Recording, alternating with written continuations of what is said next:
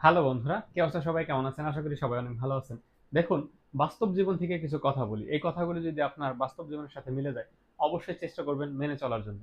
জীবনে আর যাই করেন, টাকা ইনকাম করতে হবে ভাই। আপনি দেশে থাকেন, বিদেশে থাকেন, যেখানে থাকেন, সর্বদাই সর্বক্ষণ আপনার চিন্তা ধারণা শুধু থাকতে হবে টাকা, যে টাকা ইনকাম করতে হবে।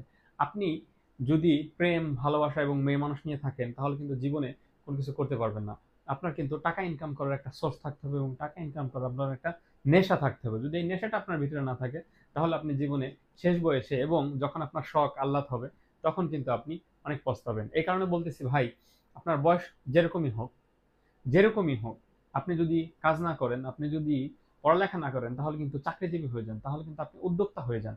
যে কোনো একটা উদ্যোক্তা আপনার হতে হবে। যদি না হতে পারেন, তাহলে কিন্তু আপনার জীবনে অনেক কষ্ট আসতেছে, অনেক শখ আসতেছে, যে শখগুলি আপনি পূরণ করতে পারতেছেন না, কারণ টাকার অভাবে। টাকাই পৃথিবীর মধ্যে সব। টাকা ছাড়া পুরো দুনিয়া অন্ধকার। যদি আপনার কাছে টাকা থাকে, পুরো দুনিয়া আপনি কিনতে পারবেন। আর যদি আপনার কাছে টাকা না থাকে, তাহলে আপনি কিচ্ছু কিনতে পারবেন না। সো এটাই হচ্ছে মানি ইজ দ্য পাওয়ার। মনে রাখবেন।